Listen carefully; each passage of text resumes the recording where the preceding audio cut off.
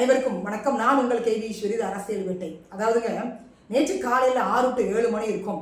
காலம் காத்தாலேயே நம்ம வங்கியில் கலைஞர் மகளிர் உரிமை தொகைன்ற பெயரில் கிட்டத்தட்ட 5000 ரூபாய் வந்திருக்குது. பயங்கர ஷாக்கு. எதிர்கட்சிகள் மட்டும் இல்லைங்க, பொதுமக்களுக்கே ஷாக் ஆயிட்டு. 1 அழுத்துறதுக்கு பதிலாக 5 அழுத்திட்டாங்க போல தெரியுது. அரசு அதிகாரிகள் எப்போதும் போல தூங்கிட்டாங்க போல தெரியுது.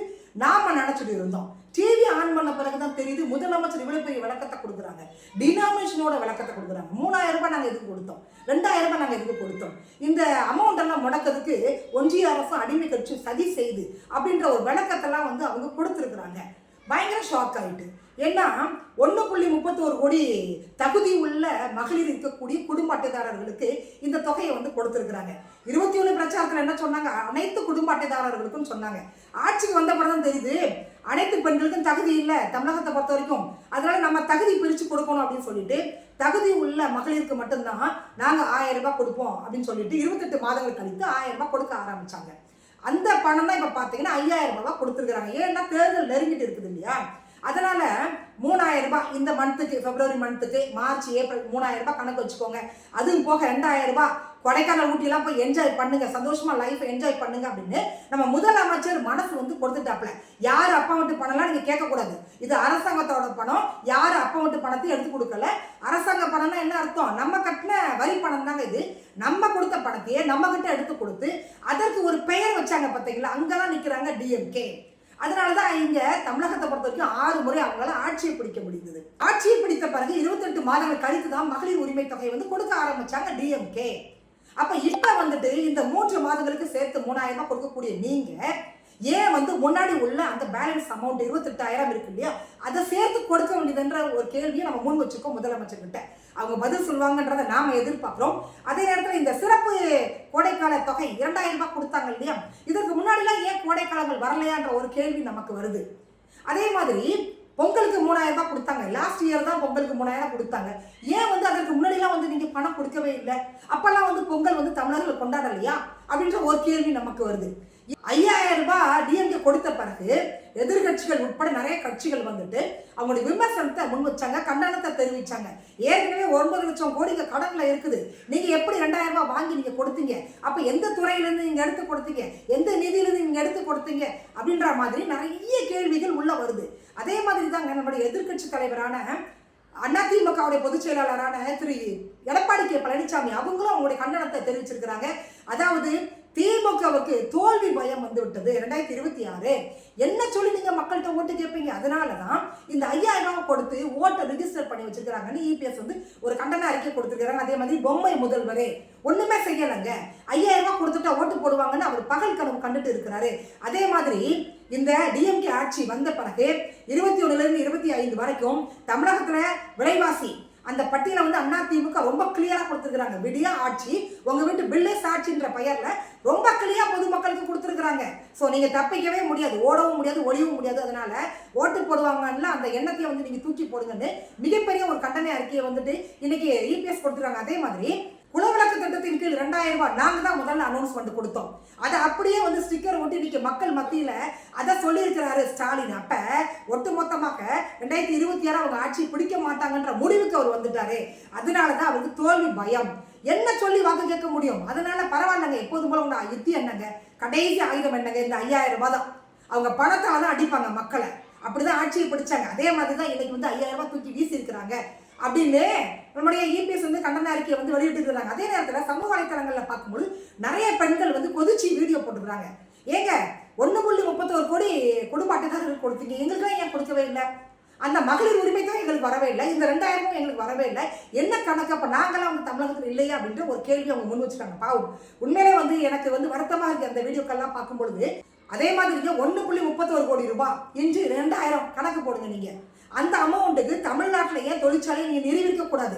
5.5 லட்சம் பேருக்கு அரசு வேலை தரேன்னு சொன்னீங்கன்னா அந்த வேலை என்ன ஆச்சு? இன்னைக்கு தூய்மை பணியாளர்கள் உட்பட நிறைய பேர் பணி நிரந்தரம் கேட்டு போராடுறாங்க, ஊதிய உயர்வு கேட்டு போராடுறாங்க. அவங்களுக்கெல்லாம் பணி நிரந்தரம் பண்ணாம ஊதிய உயர்வு கொடுக்காம இந்த 2000 ரூபாய் மக்களுக்கு கொடுக்குறீங்க அப்படின்னா என்ன அர்த்தம்?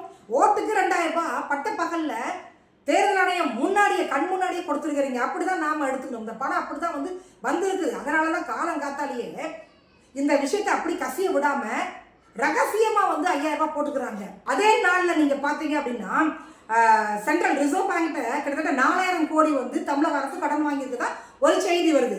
அதையும் தாண்டி இந்த 2000 ரூபாய் எப்படி கொடுக்கப்பட்டது அப்படின்ற ஒரு கேள்வி உங்களுக்கு வந்துச்சுன்னா அதற்கான இன்னொரு விடயத்தை நான் சொல்றேங்க. டிஎம்கே ஆட்சி வந்த பிறகு 2021 to 25 இப்ப பட்ஜெட் தாக்கல் பண்றாங்க இல்லையா, ஒவ்வொரு வருடங்களும் வந்து பட்ஜெட் தாக்கல் பண்ணும்போது ஒவ்வொரு துறைக்கும் நிதி ஒதுக்குவாங்க. அதே மாதிரி தமிழகத்தை பொறுத்த வரைக்கும் டிஎம்கே அரசாங்கம் வந்த பிறகு 2021 to 2025 வரைக்கும் ஆதி திராவிட துணை திட்டத்திற்காக 87,664 கோடி ரூபாய் ஒதுக்கி இருக்கிறாங்க. அதே மாதிரி பழங்குடியினர் துணை திட்டத்திற்காக 8,078 கோடி ரூபாய் ஒதுக்கி இருக்கிறாங்க. இப்ப நம்மளோட கேள்வி என்னன்னா, தமிழக அரசு ஒதுக்கிய SC/ST மக்களுக்கான அந்த நிதி என்ன ஆனது, அந்த நிதியில நீங்க என்னென்ன பண்ணிருக்கீங்கன்ற வெள்ளை அறிக்கை வந்து மக்களுக்கு டிஎம்கே அரசாங்கம் கொடுத்தே ஆகணும். டிஎம்கே ஆட்சிக்கு வந்த பிறகு 28 மாதங்கள் கழித்து தான் கொடுக்க ஆரம்பிச்சாங்க மகளிர் உரிமை தொகை 1000 ரூபாய் கொடுக்க ஆரம்பிச்சாங்க. அந்த 1000 ரூபாய் எதுல இருந்து எடுத்து கொடுத்தாங்க, அந்த கேள்விக்கு இது வரைக்கும் தமிழக அரசு பதிலே சொல்லவே இல்லை. 1000 ரூபாய் உங்களால எப்படி கொடுக்க முடிஞ்சது, எதுல இருந்து எடுத்து கொடுத்தீங்க, அந்த கேள்விக்கான பதில் வந்து இப்ப நமக்கு கிடைச்சிருக்குது, ஆதாரத்தோட கிடைச்சிருக்குது. என்ன தெரியுங்களா, கடந்த டிசம்பர் மாதத்துல 2025 ஒரு பர்சனு தகவல் அறியும் உரிமை சட்டத்துல ஒரு கேள்வியை முன்வைக்கிறாரு. என்ன கேட்கிறாருன்னா, இந்த கலைஞர் மகளிர் உரிமை தொகை கொடுத்துட்டு வர்றாங்கல்ல டிஎம்கே அரசாங்கம், 28 மாதங்கள் கழித்து தான் கொடுத்துட்டு வர்றாங்க. அந்த தொகை வந்து எந்த துறையிலிருந்து எந்த நிதியிலிருந்து எடுத்து கொடுக்குறாங்க, அதுவும் வந்துட்டு குறிப்பாக பழங்குடியினர் அந்த நிதியிலிருந்து எடுத்து கொடுக்கப்பட்டதான்ற கேள்வியை முன்வைக்கிறப்ப தகவல் அறியும் உரிமை சட்டம் என்ன சொல்லியிருக்காங்க, ஆமான்னு சொல்லியிருக்காங்க. ஆமான்னு கிளியரா 2023 இருந்து 2023 to 24, 24 to 25, 25 to 26 இந்த 3 வருடங்கள்ல எவ்வளவு நிதி அதிலிருந்து இந்த கலைஞர் மகளிர் உரிமை தொகைக்கு கொடுக்கப்பட்டது என்ற விவரத்தை வந்து ஆதாரத்தோட தகவல் அறிவு உரிமை சட்டம் கொடுத்திருக்கிறாங்க. 2021 to 26 வரைக்குமே SC/ST மக்களுக்கு ஒதுக்கி அந்த நிதியிலிருந்து தான் கலைஞர் மகளிர் உரிமை தொகை வரவு வைக்கப்பட்டது குடும்ப அட்டைதாரர்களுக்கு. இந்த கேள்வியை தான் நாம வந்து அண்ணன் திருமாவுக்கும் அண்ணன் வேல்முருகனுக்கும் அண்ணன் சீமானுக்கும் நாம முன்வைக்கிறோம். அதாவது SC/ST மக்களுக்காக அரசாங்கம் ஒதுக்கி அந்த நிதியிலிருந்து பணத்தை எடுத்து நீங்க அனைத்து குடும்ப அட்டைதாரர்களுக்கும் கொடுப்பதற்கு என்ன ரைட்ஸ் உங்களுக்கு இருக்குது, அந்த மக்களுக்கு ஒதுக்கிய நிதி என்ன ஆனது, அந்த நிதியில நீங்க என்னென்ன செய்திருக்கிறீங்க, அந்த வெள்ளை அறிக்கையை வந்து தமிழக அரசு கொடுக்க முடியுமா, இல்ல கூட்டணி கட்சிகள் தான் இந்த கேள்வியை முன்வைக்க முடியுமா? அண்ணன் திருமா பாராட்டி கடிதமெல்லாம் எழுதியிருக்கிறாங்க, ஒரு ஆர்டிக்கல் வெளியிட்டு இருக்கிறாங்க, ஒரு வீடியோ வெளியிட்டு இருக்கிறாங்க. திராவிட முன்னேற்ற மறுபடியும் ஆட்சியை பிடிக்கணும்னு சொல்லியிருக்கிறாங்க. அதனால தான் நான் அந்த கேள்வியை நான் முன்வைக்கிறேன். தாழ்த்தப்பட்ட மக்களுக்காக ஒதுக்கிய நிதியில எப்படி நீங்க கலைஞர் மகளிர் உரிமை தொகை கொடுப்பீங்க? ஆதி திராவிடர்களாக இருந்தாலும் சரி, அதே மாதிரி பழங்குடியினராக இருந்தாலும் சரி, SC/ST மக்களை பொறுத்த வரைக்கும் அவங்களுக்கு அரசாங்கம் ஒதுக்கக்கூடிய அந்த நிதி, அந்த இடஒதுக்கீடு என்பது அவங்களை போய் சேருவதே கிடையாது. மற்ற சமூகத்தினர் இதை வந்து மிஸ்யூஸ் பண்றாங்க, ஆட்சியாளர்கள் மிஸ்யூஸ் பண்றாங்கன்ற விமர்சனம் இருக்கும் பொழுது நீங்க அவங்களுக்கு ஒதுக்கி அந்த நிதியில இருந்து எடுத்து கலைஞர் மகளிர் உரிமை தொகை கொடுக்கறீங்க நீங்க அப்படின்னா நீங்க யாரை ஏமாத்துறீங்க? SC/ST மக்களை இந்த சமூக நீதி பேசக்கூடிய கட்சி ஆட்சி வந்து பகிரங்கமாக ஏமாற்றி இருக்கிறது, பட்ட பகல்ல ஏமாற்றி இருக்கிறது. இதை கேட்க அண்ணன் திருமா அவர்களுக்கு திராணி தில்லு இருக்குது, அண்ணன் வேல்முருகனுக்கு திராணி இருக்கா? நீங்க இந்த 5 வருட காலத்துல SC/ST மக்களுக்கு எவ்வளவு நிதி ஒதுக்குனீங்க, என்னென்ன வாக்குறுதி கொடுத்தீங்க, என்னென்ன செய்து முடிச்சிருக்கீங்க, இப்ப அந்த நிதியில எவ்வளவு பேலன்ஸ் இருக்குது, இதை வந்து வெள்ளை அறிக்கையாக தமிழக அரசு வெளியிட தயாராக இருக்கிறாங்களா? இன்னைக்கு அந்த 5000 ரூபாய் முன்னிட்டு கூட்டணி கட்சிகள்லாம் பாராட்டி பேசி வீடியோ வெளியிட்டு இருக்கிறாங்க. எனக்கு வருத்தமா இருக்கிறத பார்க்கும் பொழுது நீங்க தொழிற்சாலையை நிறுவி அதுல வரக்கூடிய லாபத்துல நீங்க மக்களுக்கு பண்ணுங்க, நாங்க வேண்டாமே சொல்லல. 5000 ரூபாய் கொடுக்கறதுல எனக்கு எந்த ஒரு மாற்று கருத்தும் இல்லை, ரொம்ப மகிழ்ச்சி. எனக்கு மக்கள் பணத்தை வாங்குறாங்க, 5000 ரூபாய் வாங்குறாங்க அப்படின்னா எனக்கு ரொம்ப மகிழ்ச்சி. ஆனால் அந்த நிதி எங்கிருந்து எடுத்து கொடுக்கப்பட்டது?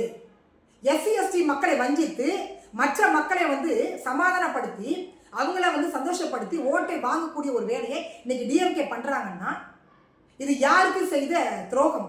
இதை கேட்பதற்கு அண்ணன் திருமா உட்பட, கம்யூனிஸ்ட் கட்சி உட்பட, காங்கிரஸ் உட்பட எந்த கட்சிக்குமே அந்த தில்லு கிடையாது, திராணியும் கிடையாது, தகுதியும் இல்லை.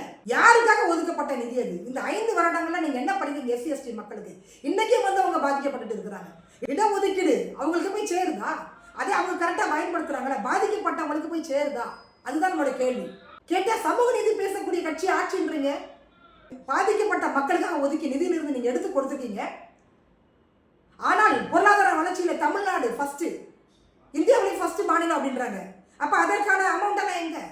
எவ்வளோ தொழிற்சாலை நிறுவனங்க, பொருளாதாரம் எந்த அளவுக்கு வளர்ச்சி அடைஞ்சிருக்குது? அப்போ ஏன் இந்த துறையிலேருந்து நீங்கள் நிதி எடுத்து கொடுத்தீங்க நீங்கள்?